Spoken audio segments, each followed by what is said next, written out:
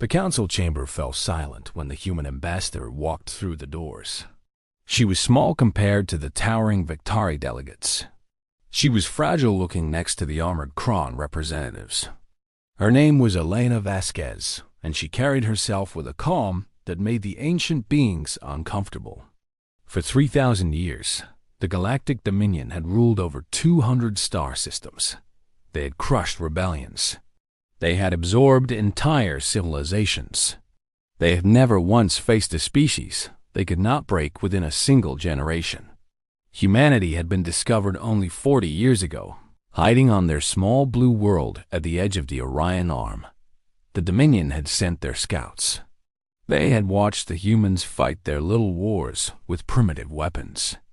They had laughed at their chemical rockets and their fragile bodies. Supreme Chancellor Vorax sat on his throne of black crystal and looked down at the human with all 6 of his eyes. His scale shifted from purple to red, showing his irritation. He had summoned this creature to deliver an ultimatum. The humans had refused to surrender their outer colonies. They had rejected the tribute demands. They had even destroyed 3 Dominion patrol vessels that entered their space without permission. "You stand before the United Council of the Galactic Dominion," Vorax said, his voice echoing through the massive chamber. "Your species has been given many chances to submit peacefully. You have rejected our generosity. You have spilled Dominion blood. Do you understand what this means?" Elena looked up at the Chancellor without fear. Her brown eyes moved across the assembly, taking in the hundreds of alien delegates who had gathered to witness humanity's final humiliation. She had been briefed on each species present. She knew their histories, their weaknesses, their fears. More importantly, she knew what they did not know about her people. "I understand that you believe you are giving us an ultimatum," she said. Her voice was soft but carried perfectly in the acoustic design of the chamber. "I understand that you expect us to kneel." Vorax leaned forward. "Then you understand correctly. Your fleet is small. Your technology is primitive. We have conquered species far more advanced than yours. Submit now, and your people will be allowed to serve the Dominion.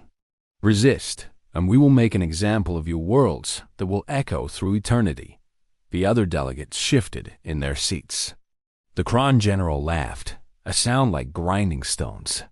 The Victari diplomat whispered to his aide about how quickly this would be over. Everyone in the chamber believed the outcome was certain. Elena reached into her jacket and pulled out a small device.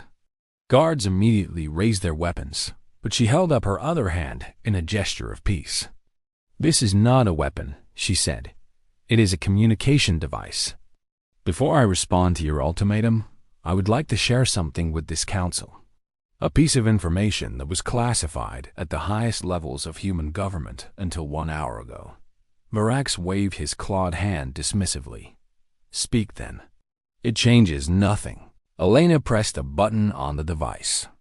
A holographic display materialized in the center of the chamber, showing a star map of human space. The delegates saw 12 star systems, a pathetic territory compared to the Dominion's vast empire. "When your scouts first observed us 40 years ago, they saw exactly what we wanted them to see," Elena began. "They saw a divided species fighting among ourselves. They saw primitive rockets and internal combustion engines. They saw a civilization barely capable of reaching its own moon." She pressed another button. The star map expanded. New systems appeared, spreading outward from Earth in every direction. 20 systems. 50. 100. The delegates began to murmur. "What you did not see was the breakthrough that occurred in 2089. We developed faster than light travel 60 years before you found us. We have been exploring, expanding, and preparing ever since." The map continued to grow. 200 systems. 300. Elena watched the expressions change on the alien faces around her. Confusion turned to concern. Concern turned to the first flickers of fear. But exploration was only the beginning. She continued. "You see, humans have a unique quality that many species in this galaxy seem to lack. We prepare for the worst. We assume that somewhere out there, something stronger than us is waiting. We built our civilization around a single question. What would we do if we met a hostile force that threatened our existence? She pressed the button again.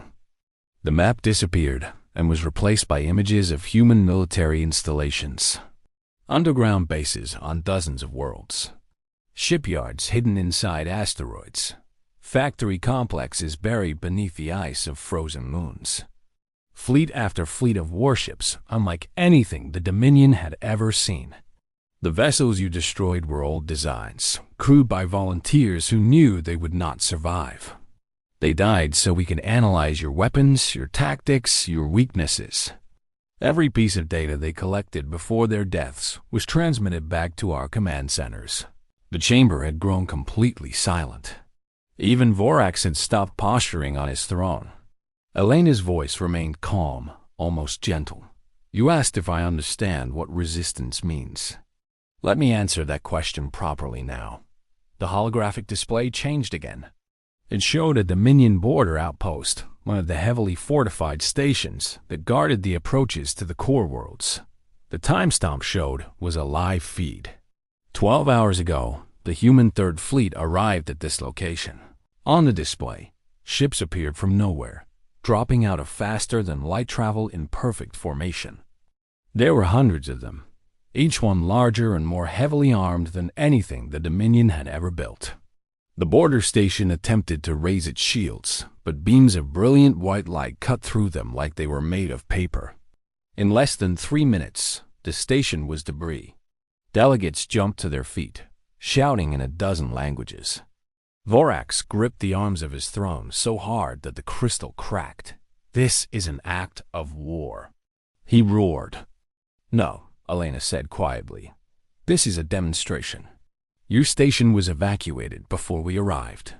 We destroyed only the structure. Not a single Dominion life was lost. Consider it a gift, one we will not offer again.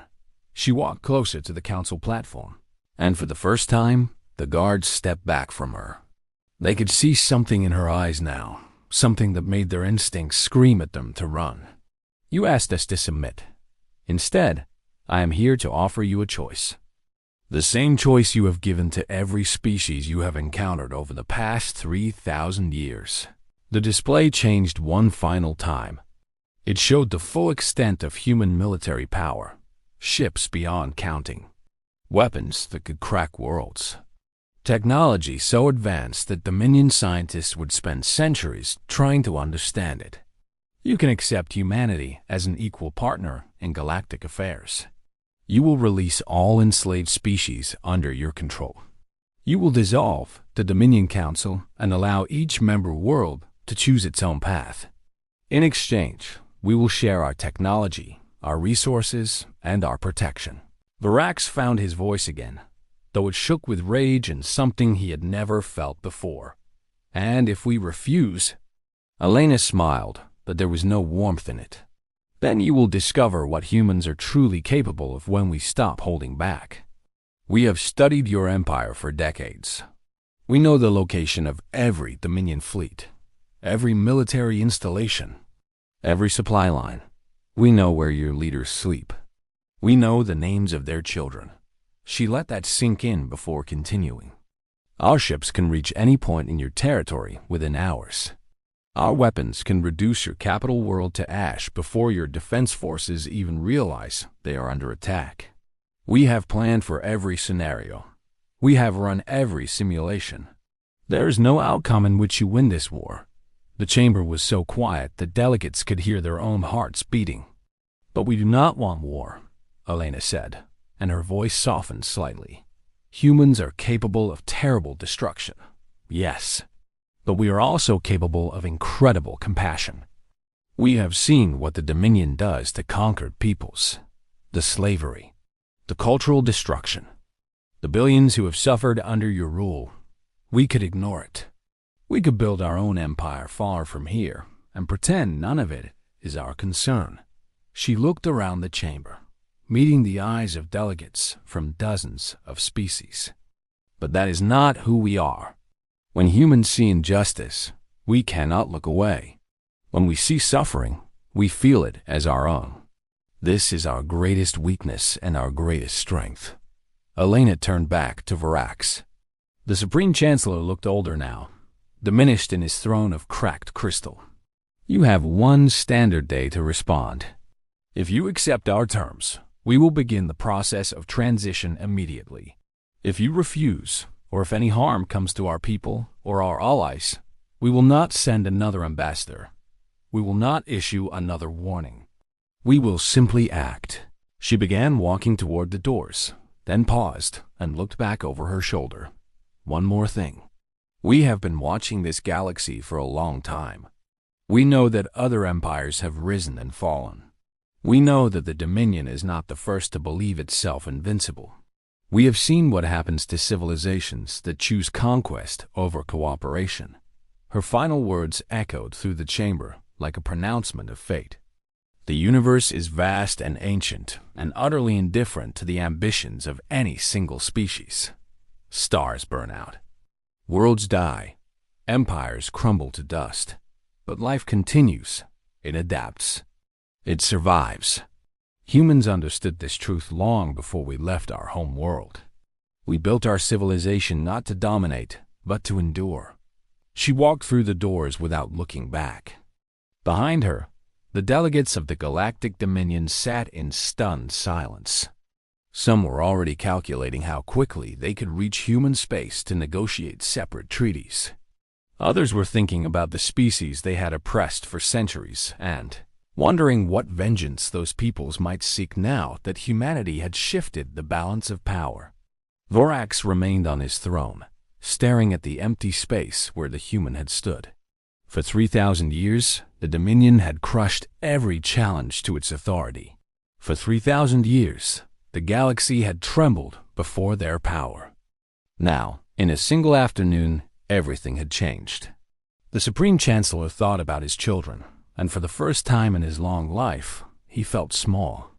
In ships scattered across human space, men and women watched the broadcast from the council chamber. They had spent decades preparing for this moment.